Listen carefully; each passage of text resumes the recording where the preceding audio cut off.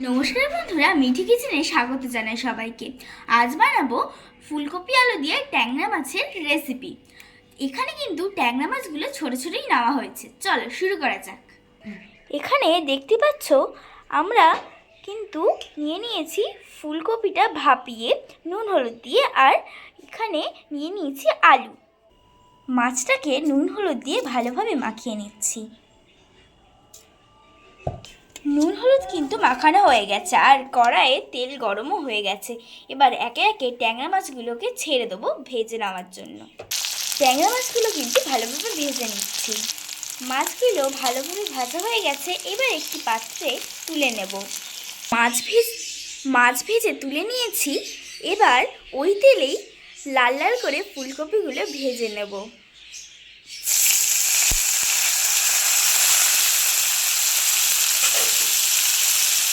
ফুলকপিগুলো ভেজে তুলে নিয়েছি।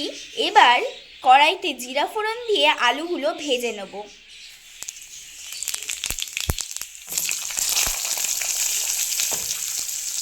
আলুগুলো ভাজা ভাজা হয়ে এসেছে। এবার একে একে দিয়ে দেব গ্রেট করা আদা, টমেটো কুচি, লঙ্কা চেরা দিয়ে একটু ভালোভাবে নাড়িয়ে নিচ্ছি। এবার নুন দিয়ে দিচ্ছি। এবার দিয়ে দিচ্ছি হলুদ গুঁড়ো, দিয়ে নাড়িয়ে নিচ্ছি। একটি বাটিতে লঙ্কার গুঁড়ো আর জিরের গুঁড়ো নিয়ে ভালোভাবে মিক্সড করে নেব জল দিয়ে।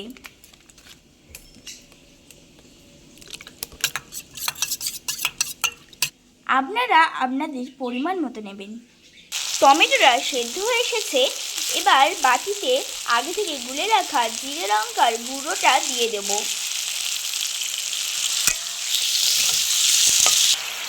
মশলা কষানো হয়ে গেছে। এবার ভাজা ফুলকপিগুলো দিয়ে দেব।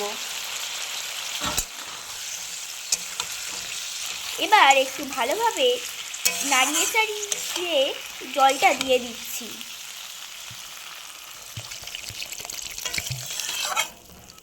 এবার ঢাকা দিয়ে দিচ্ছি। ঢাকা খুলে দিয়েছি। ঝোল ফুটছে।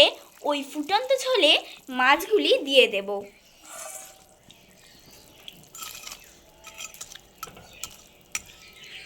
বন্ধুরা দেখতেই পাচ্ছেন ট্যাংরা মাছের ঝোলটা হয়ে গেছে। এবার একটি পাত্রে নামিয়ে নেব।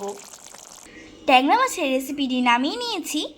যদি আপনাদের রান্নাটি ভালো লেগে থাকে তাহলে অবশ্যই একটি লাইক, কমেন্ট, সাবস্ক্রাইব করবেন। Bye bye.